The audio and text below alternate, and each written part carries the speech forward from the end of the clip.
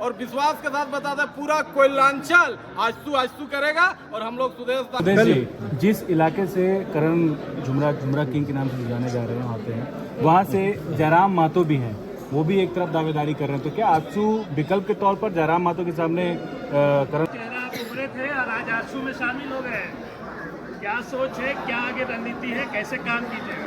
सबसे पहले जितना मीडिया भाई साहब आई लिया कराची के पावन धरती में सबके हमर बाटल खतियानी जोहार जय झारखंड। दादा के सवाल में मैटे कबो कि दादा 2 साल के आंदोलन के बाद कहीं ना कहीं 2 कैंडिडेट के समर्थन भी हम आंदोलन के दरमियान दे रहे हैं और विश्वास के साथ बतवा रहे जगरा समर्थन दे रहे, जितवे काम कर रहे, जमीनी स्तर पे काम कर रहे। लेकिन कहीं ना कहीं आज एक समय लो कि एक प्लेटफॉर्म के कहीं ना कहीं हमरो जरूरत है। मान लो कब तक एक बैनर में काम करते रहे, कब तक लोगों के खातिर, तो कहीं ना कहीं ऊपर एक इरादा हलो अमीन के कि कहीं ना कहीं एक अच्छा जगह काम करे की जरूरत हो। कहे कि एक चीज़ जान ले कि आने वाला समय कहीं ना कहीं आप आंदोलन करने के बाद एक बार लास्ट में पहुंच जाए कि हल ना है रहा, तो कहीं ना कहीं एक प्लेटफॉर्म में जाएगी जरूर हो चलता। आज हमने पूरा टीम आजसू ज्वाइन कर ली।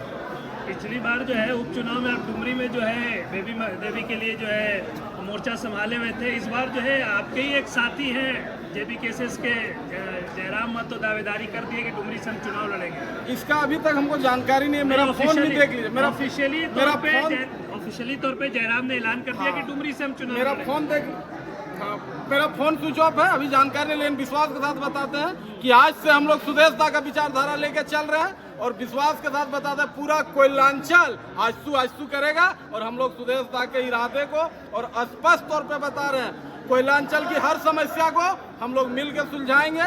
जय झारखंड खतियानी जोहार। डुमरी में क्या होगा? डुमरी बताए दे रही हो आजसू जीत रहा लो एकने के देंगे।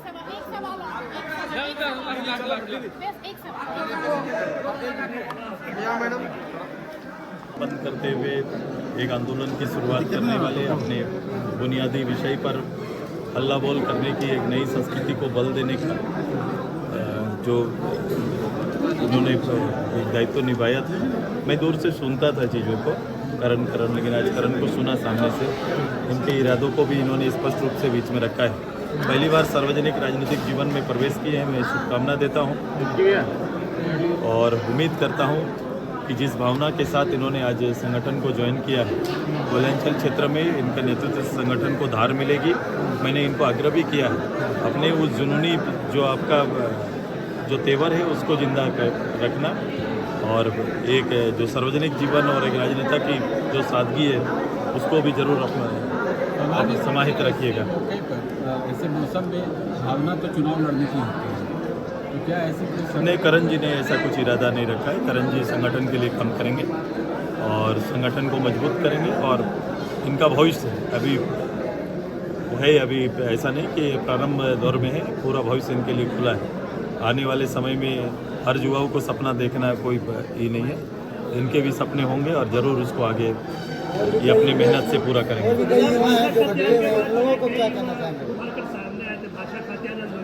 जी जेबी केसेस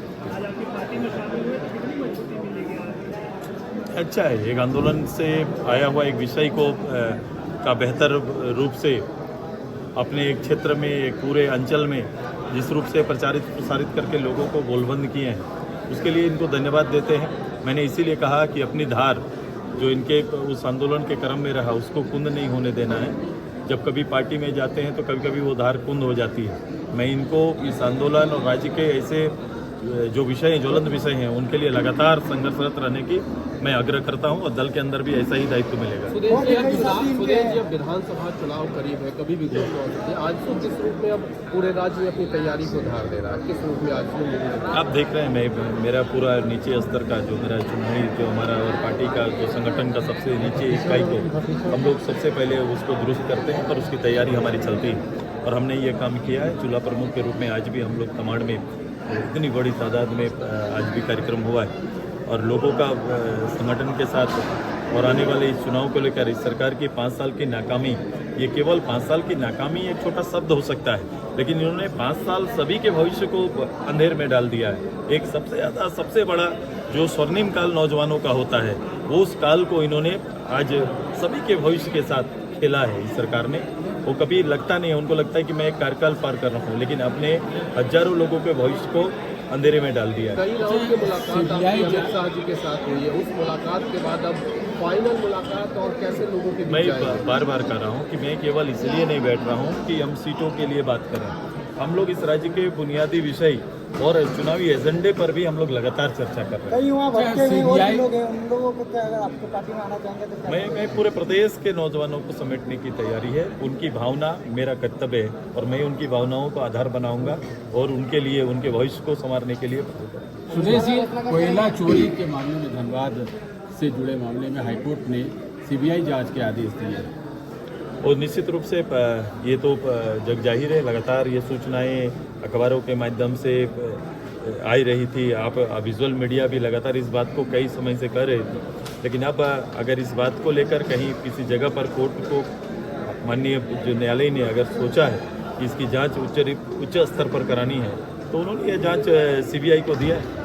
सुदेश जी, जिस इलाके से करण झुमरा किंग के नाम से जाने जा रहे हैं आते हैं, वहाँ से जयराम मातो भी हैं, वो भी एक तरफ दावेदारी कर रहे हैं। तो क्या आजसू विकल्प के तौर पर जयराम मातो के सामने करण मातो को सामने रख रहा है?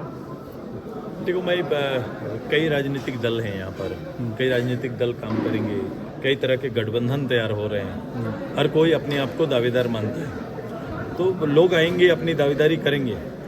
राजनीति में सबको अपनी अपनी दावेदारी करने का अधिकार है। करण का क्षेत्र क्या होगा, करण के क्षेत्र में काम करेंगे, ये हम लोग बैठ के बात चर्चा करेंगे। सुदेश जी, कल प्रधानमंत्री ने कहा कि सरकार के संरक्षण में पेपर लीक गिरोह काम कर रहा है, ये बहुत गंभीर आरोप है सरकार।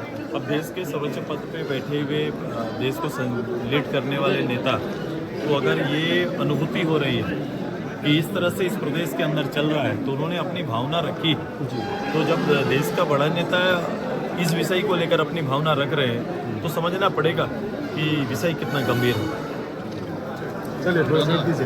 करण बोलेगा, करण से तो लोग पूछ ही नहीं रहे हो, पूछ लिया है। हाँ, करण से बाबू।